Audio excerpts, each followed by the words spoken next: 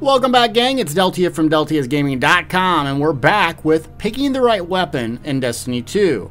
As a Destiny noob, I spent most of the time on my back or face down, dead, and in large part it was due because I just didn't know what to do with my weapons, what to carry and load out, elements, how they work. So I wanted to come out with a guide helping you and new players or someone waiting to get it on PC, picking the right weapon and why, so you don't have to do the death flopping that I did early on. A major recurring theme is the type of elements in the game, and these are based off your subclasses. So working left to right, you have solar or orange, void, purple, and then arc blue. Now you're going to encounter mobs or PvE elements that will have enemies that are susceptible to these specific elements, and they may rotate. So let me show you a mob to demonstrate. So here's a Fisher Knight. You'll notice the blue hue around his character. So I'm going to hit him with an arc super, and it does a lot of damage. So 3 times the much damage. So let me show you this on a still image just to make sure you understand. So you'll notice the extra little bar on his shield, a little white bar, and that blue hue around him. That's the type of element that we're talking about. And you'll notice my weapons. I have a kinetic white damage, I have a yellow or solar, and then I have the void and purple, and I'm using arc. That's very important that you have all 3. Let me explain. Okay, here's my warlock currently, and I'm going to talk to you about the 3 weapon system. There's a kinetic weapon, which is kind of like your bread and butter go-to. There's an elemental weapon, my favorite weapon in the game, Uriel's Gift.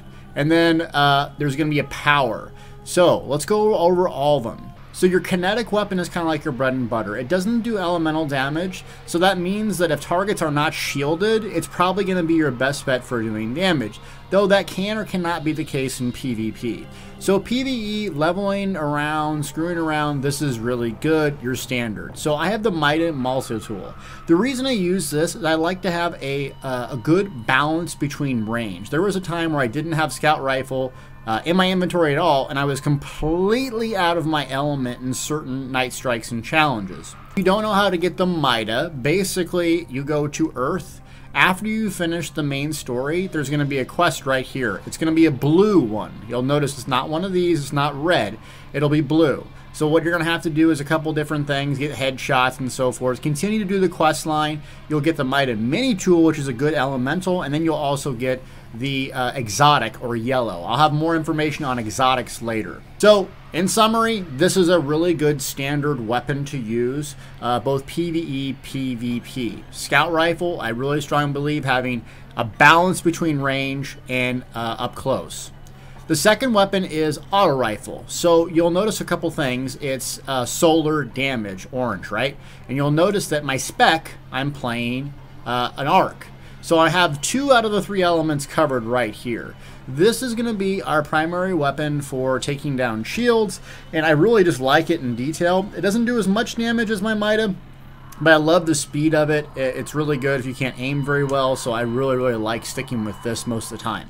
Specific mobs are susceptible to different elements, so you can change this out at any time, and in fact it's pretty cheap to do so. You can buy these mods at the Eververse, a random assortment of them, so you can just get a whole bunch of them. So if you're doing a strike or something where it's really heavily based on void, you can swap these in and out sometimes, is what I do. In essence, you're going to want to use this on shielded targets and just play around with it. I have the auto rifle here. A lot of people like submachine guns, different kinds, but the main point is to have something that's different than your class, so you're covering 2 out of the 3. Power weapons, well, they're limited in ammo capacity, but they do high damage.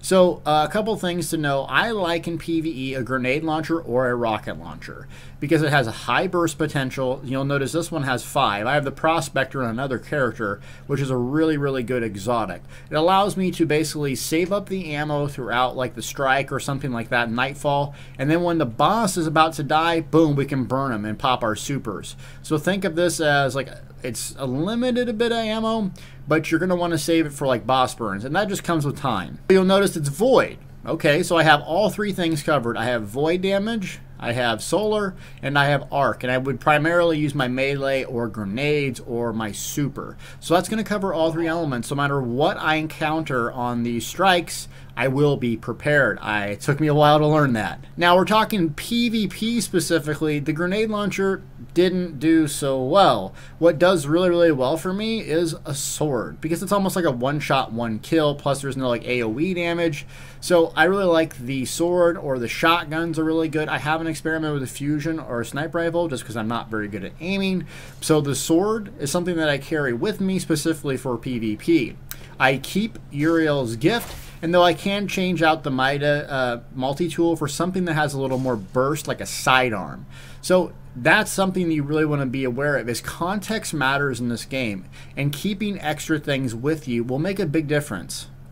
So when I say context matters, keep in mind that each class is going to have benefits to certain type of weapons. So if we look at my little Titan here, we got this sucker. Sweet business, baby. Auto rifle, it's kinetic, rounds per minute 360, magazine size 99. So the downside of it is it takes a minute to speed up, just like any minigun. Obviously it's a little bit harder to aim, and the reload time is, well, long. So this weapon may not work very well on a warlock, but take a Titan, we go into our spec, and we go here. Creates a small barrier that allows you to peek over while aiming and instantly reload. So taking PvE, taking this sucker into PvE, you know, going through an entire round, slopping down my barricade, instantly reloading, peeking over, you're talking mega. I'm just going to keep doing that. See, 99, mega DPS. Now, would this work in PvP? I've seen people use it, but, you know, hey, that load up time might not be so good.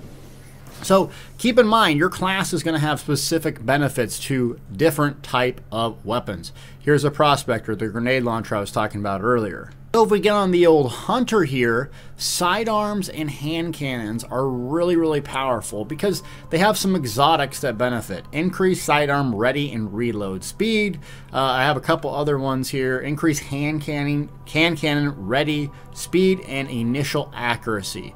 You can further augment this by the build that you play, and basically precision kills, increasing weapons reload speed for you and your nearby allies. So in essence, there is no right weapon to pick. Okay, it really comes down to your play style. So if you're someone that's really good with headshots, hey, you might be really, really good with a scout rifle, a pulse rifle, a submachine gun.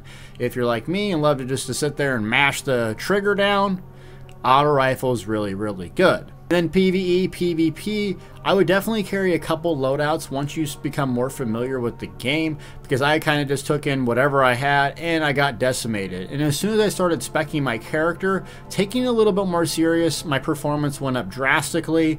And I know not everyone plays games to be really, really good, but hey, every little bit helps, because how many times have you just almost died to that other guy, gal, whatever? So that 1% here and there really makes a difference. So these are the helpful tips that I have learned about choosing a weapon. Hopefully you like this video. Please leave me a comment on any tips that you have. Well, if I was right, was I wrong? And then also what kind of content you'd like to see. Loving Destiny, great creating these videos and guides. Thanks for watching.